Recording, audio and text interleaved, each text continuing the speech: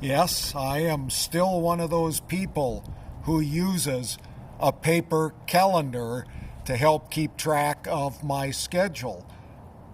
I use my phone as well, but there's something about writing it down and having it readable, accessible, I don't know, that makes a difference to me. Maybe I'm just old school.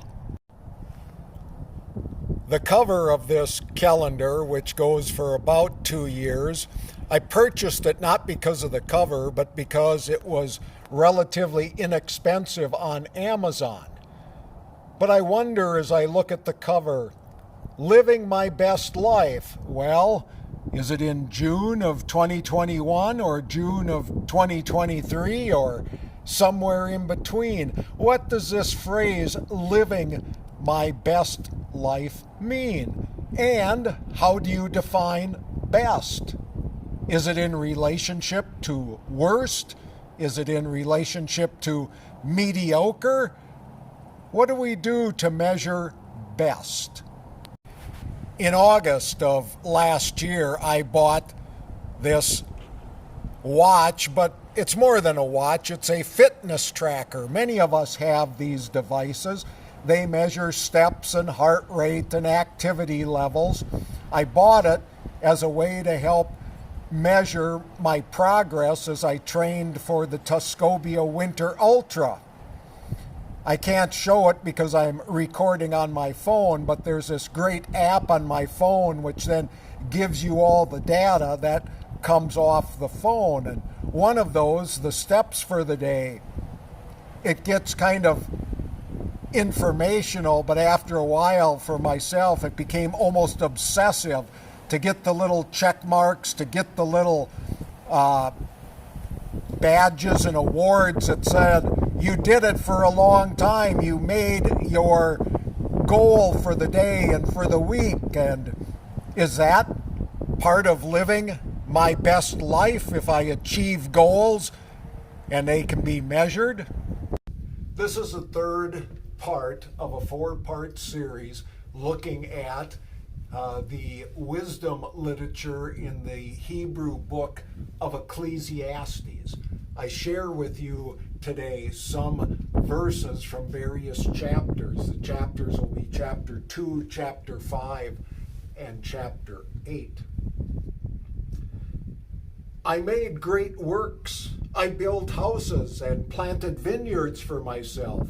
I made myself gardens and parks and planted in them all kinds of fruit trees. I made myself pools from which to water the forest of growing trees. I bought male and female slaves and had slaves who were born in my house. I had also great possessions of herds and flocks, more than any who had been before me in Jerusalem. I also gathered for myself silver and gold and the treasures of kings and provinces. I got singers, both men and women, and many concubines for my delight. So I became great and surpassed all who were before me in Jerusalem. Also, my wisdom remained with me.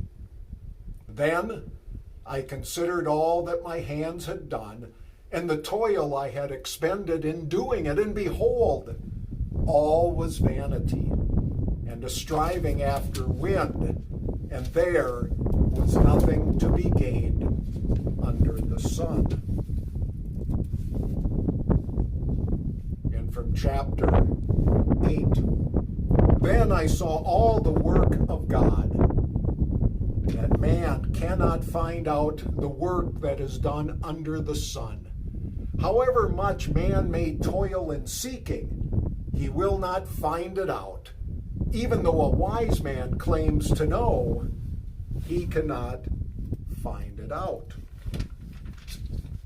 And then from the 5th chapter, he who loves money will not be satisfied with money, nor he who loves wealth with his income. This also is vanity. When goods increase, they increase who eat them. And what advantage has their owner but to see them with his eyes?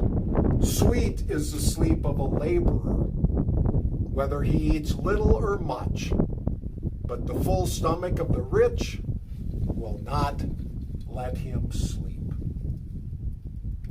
You're obviously aware of social media because that's how you found and connected to this video. Social media. Wouldn't it be great? I need more people to subscribe to my YouTube channel. Maybe if I got more likes on Facebook or Instagram, I could call myself an influencer. We seem to want to strive for that which is magnificent. The writer of Ecclesiastes talked about wealth, and we do that as well. We kind of base our lives on what we accumulate or what we have, but we also seem to base our lives on how many people like us, how many followers we have. And yet, all of that is based on some algorithm that somebody comes up with. So as many of these videos that I post someday, and maybe they are already, are going to be tossed away into the back of the cyberspace somewhere, and nobody will know they even existed. So part of that measurement would be, why am I continuing to do these? I do it because I enjoy it and it stimulates my mind. I've thought about maybe I should get a drone and increase the video content and do things a little more professionally, but I'm not a big fan of all that technology, and I don't know if any more people would watch this if it was more professionally done or not. And in the end, nobody's going to care because all of these videos will go by the wayside. Something which the writer of Ecclesiastes seems to enjoy as an image is talking about that measurement of life, or trying to get ahead of life, or trying to base our lives on things, is similar to chasing after the wind. I don't know if you can hear it. I'm going to be quiet for just a little bit. I'm out here in the Cheyenne National Grasslands trying to tromp down a 4.1 mile loop next Saturday, the 19th of March. We have participants who are going to run either 50 kilometers or 100 kilometers out here on that loop. The wind depends on the direction, but sometimes it's rather refreshing if you're getting warm, and other times it's biting cold and you can't bundle up enough. But anyway, the participants in this running event, what do they get for completing their distance? Nothing. There are no prizes, there's no awards. Yeah, they get some things, but everybody gets certain amounts of swag, so to speak. But there's no prizes for winning, there's no accolades, there's no medals, nothing other than their own satisfaction of enduring all the distance out here in the grasslands. Similar to what's going to be shared from the book of 1 Peter. From the book of 1 Peter, the first chapter. For all flesh is like grass, and all its glory is like the flower of grass. The grass withers, and the flower falls. But the word of the Lord remains forever. And this word is the good news.